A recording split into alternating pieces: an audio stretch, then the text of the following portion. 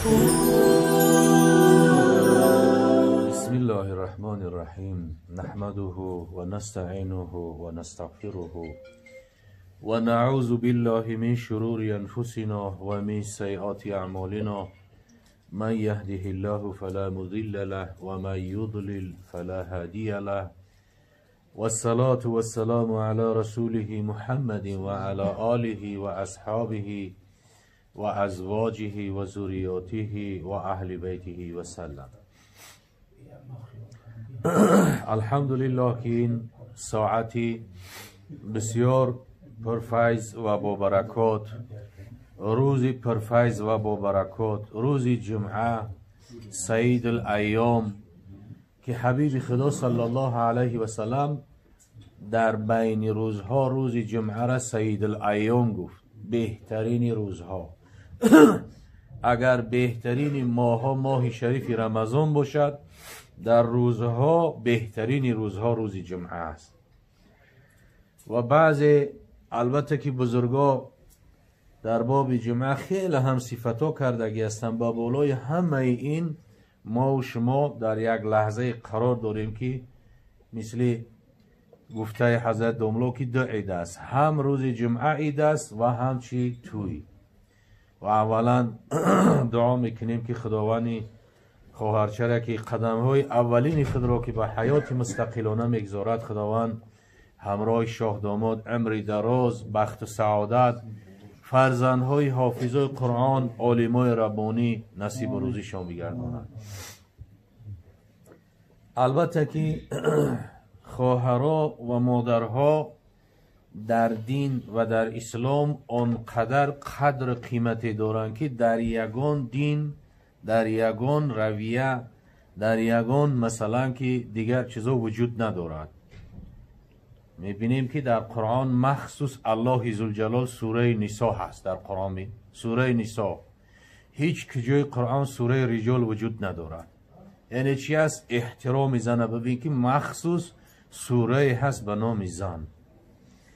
و الله ذوالجلال بیان میکند وقتی که مرد صاحب زن که شد، به زندگی خوب، به احترام یکدیگر، به محبت یکدیگر، الله ذوالجلال چکار میکند؟ تاکید میکند. استعذ بالله و عاشرهن بالمعروف فإن کرهتموهن فعسى ان تکرهوا شیئا و یجعل الله فیه خیرا کثیرا.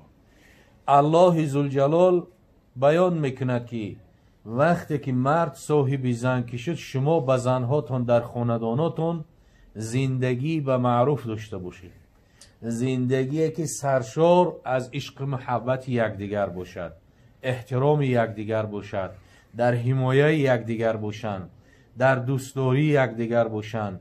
همون طریق زندگی که رسول خدا صلی الله علیه و سلم همراه ازواج مطهرات داشتند. و عاشرهن بالمعروف. الله ذوالجلال ببین به ما و شما میگوید که فإن کرهتموهن، اگر به شرطی که در دوام زندگی یگان نقصان و یگان کمبودی و یگان ناراحتی که اگر یگان تا از زن دیدین شما، شکر الله ذوالجلال چی میگه؟ که فعسى ان تکرهوا شیئا و یجعل الله فیه خیرا کثیرا. مصلحت نیست به طلاق دادن. هر کجا که نکاح برپا می شود، خرسندی الله هست، خشنودی الله هست و غضب شیطان لعین است. هر کجا که طلاق برپا می شود، این چی است؟ که خشنودی شیطان لعین است و الله ذوالجلال طلاق نمی خواهد. حبیب خدا صلی الله علیه و سلم بیان میکند که ابغض الحلال، این حلال ها یا که ابغض مباحات چی است؟ پیامبر میگه که چی است؟ طلاق است. یعنی طلاق خدا بد میبینه. در طلاق خشنودی شیطان است، در نکاح خشنودی رحمان است. حتی که بزرگا بیان میکنن که در همین توی عرس، در توی عروسی دعاها مستجاب میشود. مردم همه خشنود هستند، دیداربینی یکدیگر هست، دعای در حق یکدیگر هست. و هر کجا که یک نکاح برپا میشود در دین مبین اسلام چی است؟ که یک عائله نو برپا میشود که از نسل اونها حلال زاده ها و مسلمان زاده ها با وجود میان. این البته که بسیار خیر و برکت است. حبیب خدا صلی الله علیه و سلم بیان میکند تناکحوا تکاثروا توالدوا، ای امتی من نکاح کنید. ببین پیغمبر امری به نکاح میکند. تکاثروا، وقتی که نکاح کردن محصول نکاح چی میشود؟ تکاثروا، امتی من را زیاد کنین، زیاد شود نسلی مسلمان. تکاثروا توالدوا، تولد زیاد شود.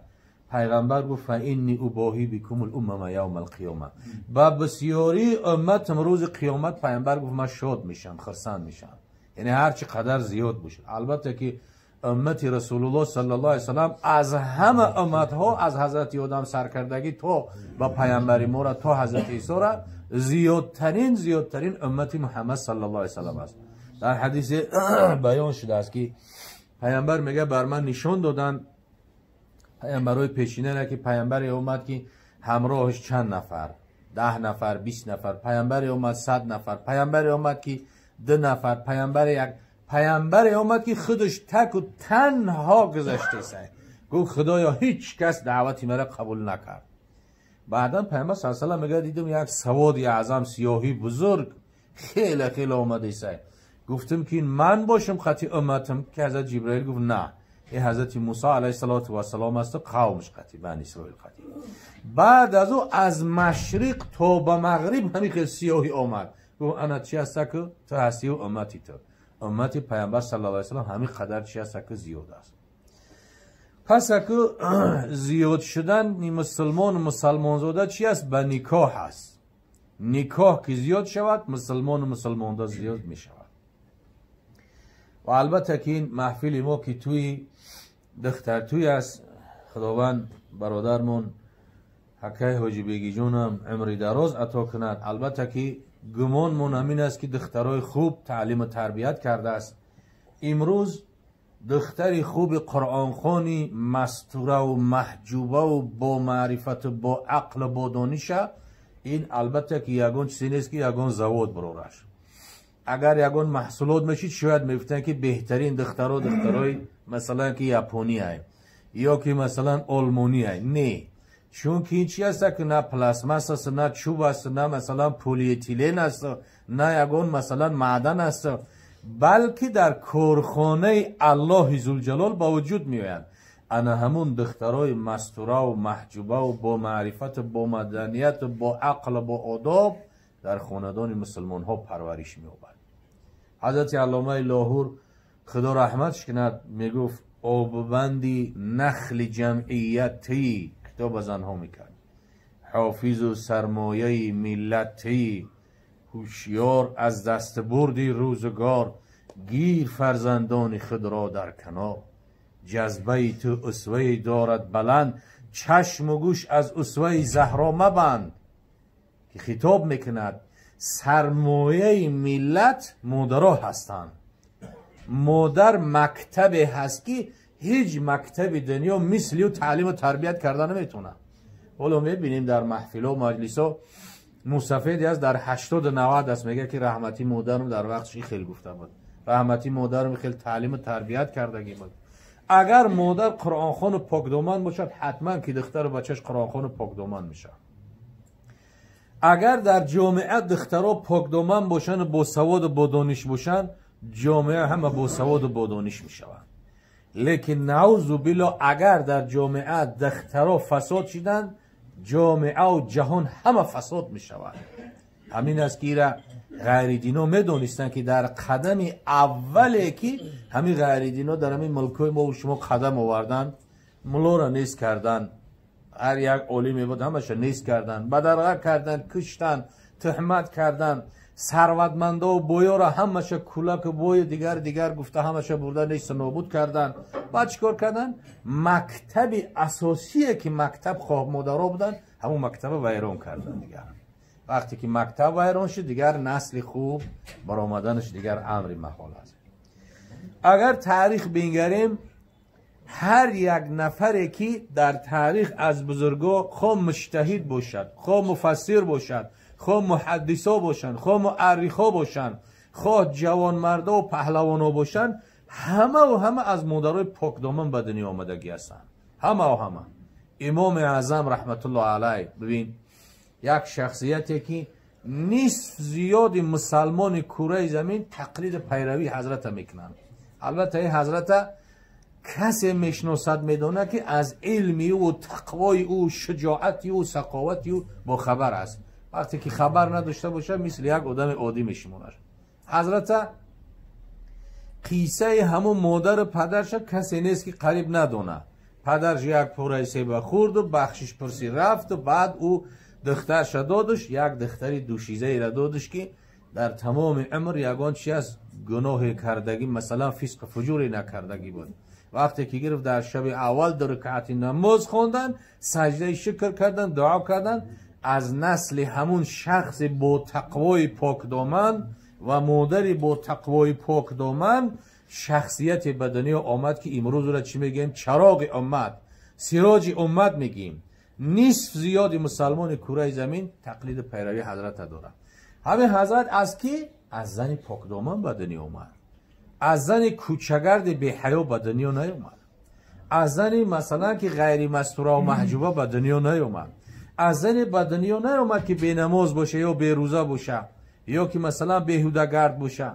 وقتی که زن بیهوده‌گرد شد، وقتی که زن مستوره و محجوبه نشد، بی دانش شد، بعد چی است؟ از کجا دیگر اولیاها به دنیا میان؟ از کجا مجتهد و مفسر به دنیا میان؟ حضرت امام اعظم، حضرت محمد اسماعیل بخاری، صحیح ترین کتاب بعد از قرآن، همه چی از اهل سنت اتفاق دارن که صحیح بخاری است. این شخصیت مثال در بابی اگر که گپ زنیم روزها در کاره که کسی بگیم چی گناه بوده، کی است، چی است. این حضرت چی است؟ در خردسالی چشماش نابینا شد. یعنی حضرت محمد اسماعیل بخاری از مادر به دنیا آمد که مستجیب دعوات بود. دعاهاش مستجاب میشید. دعای کی مستجاب میشه؟ دعای متقی. چشماش هر دوش نابینا شد، تماما نمیدید. مادر در نماز تهجد شب دعا کرد، به دربار پروردگار مناجات کرد، زاری و نالی کرد. چند قدر پس میگه اندکی خواب بشود، در خواب یک شخصی با لباسای سیاه و چهره نورانه پیدا شد. حضرت ابراهیم خلیل علیه السلام گفت که چی هست که خواهر از خوابت بلند شکی، این فرزند تر خداوند بیناییش برگردان به مثل پیشینه. وقتی که از خوابش بیدار شد، کودک خردسال چشماش مثل پیشینه بینا بودن. ببین از زن به دنیا آمد که مستجیب دعوات بود. وقتی که خواه اسماعیل بخاری رو ببینیم، امام اعظم رو ببینیم، فقط دو مثال، حالا که هزاران هزار اگر خودشون ما کار نگیریم، پدر و مادرشون رو ببینیم، از پدر و مادران خوبی و به دنیا آمدگی هستن. پس زنها را باید که دخترها را تعلیم تربیه خوب داشته باشن، خیلی خیلی تعلیم تربیه خوب داشته باشن، که حتی که در همون آیه‌ای که الله ذوالجلال بیان میکند یهب لمن یشاء اناثا و یهب لمن یشاء ذکورا، اولینه که برای تولد فرزند الله ذوالجلال بمیگه اول دختر گفت، عطا میکند و بعضی از بنده هاش دختر و به بعضی از بنده هاش پسر. پیامبرای بودن مثل حضرت لوط علیه السلام، حضرت شعیب علیه السلام تماما بچه نداشتن، همه فرزنداشون دختری خالی بود. پیامبرانی بودن که و یهب لمن یشاء ذکورا، همه فرزنداشون بچه بودن، دختر نداشتن، و مثل حضرت ابراهیم علیه السلام. پیامبری بود که هم دختر هم پسر داشت، به مثل محمد صلی الله علیه و سلم که 4 دختر داشت و 3 پسر داشت. پیامبری بود که هیچ چی نداشت، نه دختر نه پسر، و مثل حضرت عیسی علیه السلام که نه زن نه دختر نه پسر هیچ چی نداشت. این چی است که خداوند حکمش است. پس خواهرها و مادرها باید مکتبی هستن که در این باید احتیاط داشته باشیم. یک زن چند وظیفه داره. در حالتی که دختر است، دختری خوب باشد، این آبروی پدر و مادر است. زنی خوب باشد، آبروی چی است؟ همون شوهر است. مادری خوب باشد، آبروی همون دختر پسره که مادرشون مادری خوب است، قرآن خوان است، مادری چی است؟ صالحه است، که الحال حضرت دوملا مادری برادرها را صفت کردن که قدر تقوا داره و صالحه هست. اگر در حالتی که با چی است نبیره دار شد، چی است؟ مومه خوب می شود. چند مرحله و وظیفه را به جا میارد. پس ما و شما باید در با احتیاط داشته باشیم، تعلیم و تربیه خوب کنیم دخترها را که در آینده چی هستند، از اینها نسل‌های با وجود بیاید که مسلمان و مسلمان زاده باشند. البته که بسیاری از همین کلانتران قصه میکنند در دور اومدن حکومت هم شوروی که عالما را نیست کردن، همه در دوده و در پراکندگی بدن، میگم زنها ماماها و مادرامون در خاندان و در پنهانی سوره را تعلیمون میکردن. ببین یک مکتبی هست که ایره چی هست نیستش کردن نمیتونه هیچ کس.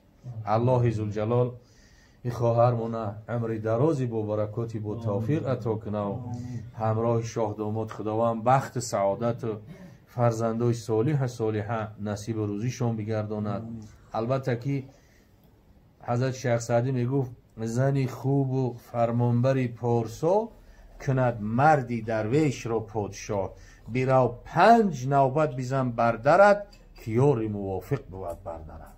زن وقتی که خوب باشد، پارسا باشد، پاک دامن باشد، فرمان بردار باشد، مرد در خاندان به مثل پادشاه است. اگر همین خیل زنی خوب میگه خداوند نصیبت کنه 5 وقت نماز بجا بیاره، چیکار کن؟ بیرو 5 نوبت بیزن بردارد، شکر خدا را بجا بیار. برای چی؟ کیاری موافق بود بردارد. همه روز اگر غم خوری غم مدار، چیاری غمگسارت بود در کنار.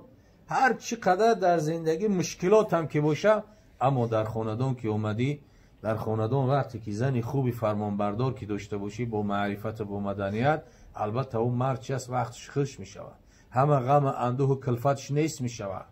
این چی است که همون قبرغه که پوره که الله ذوالجلال از حضرت آدم گرفت خلقش کرد، هوا را ماممون مادرمون خلق کرد. وقتی که مرد بیزن باشد نصفی آدم های 50% آدم های. وقتی که زن گرفت همون چیزی که الله گرفتگی بودش در برش که اومد، مردش 100% می شود. ایمانش چی است در محاصره می شود. وقتی که در نزدش اومد همه تجربه روی دل خواهی ما و شما یا پدرامون نمیخونه که در اومد اول نگاه میکنه دختر بچه همه هسته، اگر زنش نموشه و چطور جدا حتما همون را سراغ میکنه. هم که باشه همون نباشه جای او را کسی دیگر گرفته نمیتونه، هیچ کس.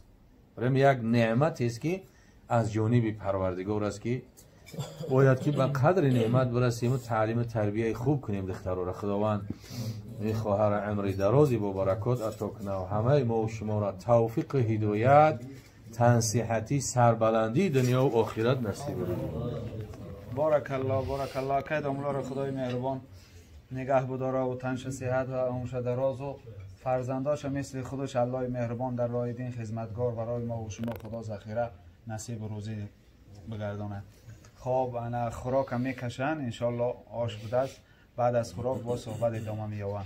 خوراک استاد یگان چای خوردن بگیرین، خوراک بوده است انشالله بعد صحبت ادامه میتیم. بار دیگر همه خوش آمدن. حضرت ها مرحمت که یگان چای بگیرین.